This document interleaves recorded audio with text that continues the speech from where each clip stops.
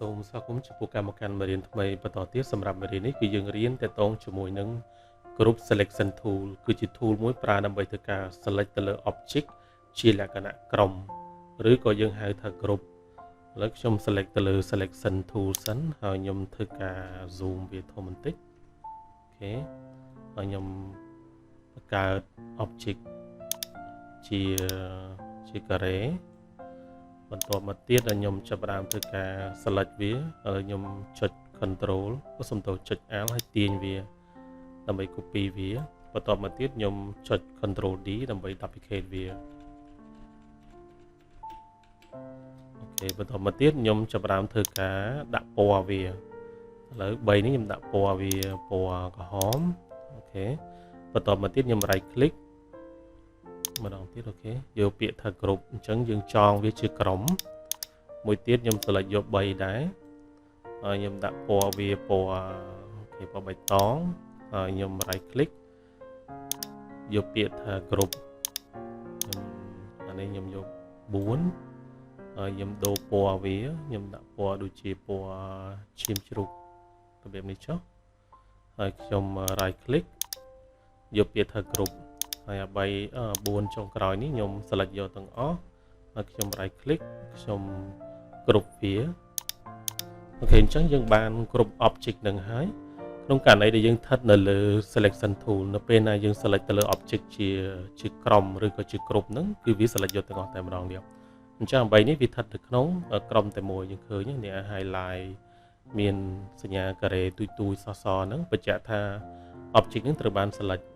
ទោះបីយើង click វាតែមួយក៏ដោយគឺវា select យកទាំងអស់តែម្ដងរាល់ object ដែលស្ថិតនៅក្នុងក្រុមនេះក៏អញ្ចឹងដែរបើយើង select លើវាគឺវា select យក object ទាំងអស់ដែលស្ថិតនៅក្នុងក្រុមក្នុងករណីយើងស្ថិតនៅលើ selection tool ហើយមួយទៀតបើសិនបើករណីដែលយើងស្ថិតនៅលើ direct selection tool អាហ្នឹងគឺយើង select យក object ហ្នឹងតែមួយទេមានន័យថាយើង click វាគឺវា select direct ផ្ទាល់ទៅលើ object ដែលយើង click លើវាឥឡូវយើងឧទាហរណ៍ថាខ្ញុំ click ទៅលើ object នេះអញ្ចឹងទោះបីវានៅក្នុងក្រុមក៏ដោយពេលណាខ្ញុំ click លើវាគឺវា select direct ផ្ទាល់ទៅលើ object ហ្នឹងតែម្ដងអានេះក៏អញ្ចឹងដែរយើងដឹងថា object ទាំង3នេះពណ៌ក្រហមនេះការ៉េទាំង3ហ្នឹងគឺជា object ដែលស្ថិតនៅក្នុងក្រុមតែមួយនៅពេលណាយើងប្រើទៅលើ direct selection tool គឺយើង click ដើម្បី select គឺវា select ផ្ទាល់ទៅលើ object ដែលយើងបាន click ទៅលើវាប៉ុន្តែសម្រាប់tool ដែលយើងរៀននេះគឺ group selection tool គឺជា tool មួយប្រើដើម្បីធ្វើការ select ទៅលើ object ដែលស្ថិតនៅក្នុងក្រុមឥឡូវយើងចាប់ផ្ដើមធ្វើការ activate លើវាអូខេអញ្ចឹងដល់ពេលណាយើង click ដំបូងយើង click មុនដំបូងទី1គឺវា select ទៅលើ object នឹងផ្ទាល់តែម្ដងតែបើយើង click វាម្ដងទៀតគឺវានឹង select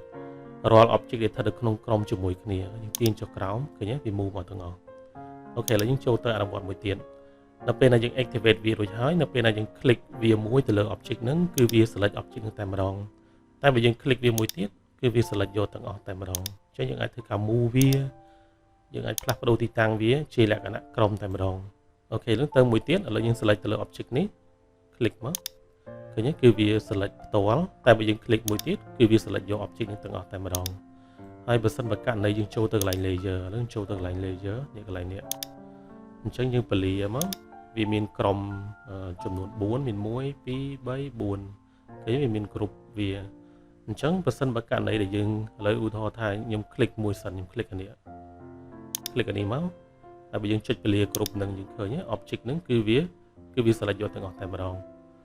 ឥឡូវខ្ញុំចូលទៅអានេះវិញនេះទៅ group selection tool click លើវាមក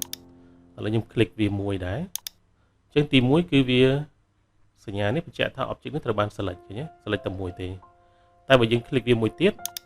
នៅក្នុង group ទាំងអស់ហ្នឹងគឺវា select យកទាំងអស់នេះពណ៌នេះបញ្ជាក់ថា object នេះត្រូវបាន select យកទាំងអស់នៅក្នុង group ហ្នឹងអូខេលើមួយទៀតខ្ញុំ click ទៅលើ group នេះម្ដងពណ៌យ៉ាងស្វាយនេះពណ៌ឈាមជ្រូកនេះ click លើវាមកអូខេអញ្ចឹងយើងចូលទៅ group ហ្នឹងយើងឃើញសញ្ញា select ហ្នឹងឡើងពលាមកអញ្ចឹងគឺវា select យក object តែមួយទេតែបើយើង click វាមួយទៀតគឺវា select យក object ទាំងអស់តែម្ដងនៅក្នុង group នេះយើងឃើញពណ៌ highlight ហ្នឹងគឺវា select យកទាំងអស់តែម្ដងអានេះក៏អញ្ចឹងដែរនៅពេលណាយើង click មួយគឺវា select យកតែមួយទេតែបើយើង click មួយទៀតគឺវា select យក object ទាំងអស់ដែលស្ថិតនៅក្នុងក្រុមហ្នឹង អញ្ចឹងខ្ញុំគិតថាมันពិបាកទេគឺ group selection tool គឺជា tool មួយប្រើដើម្បីធ្វើការ select ទៅលើ object ដែលស្ថិតនៅក្នុងក្រុមបើយើង activate វាយើង click មួយទៅលើ object នោះវានឹង select ផ្ទាល់ទៅលើ object នឹងតែម្ដងតែបើយើង click វាម្ដងទៀតគឺវានឹង select ទៅលើ object នោះទាំងអស់តែម្ដងដែលស្ថិតនៅក្នុងក្រុមសូមអរគុណសូមជម្រាបលា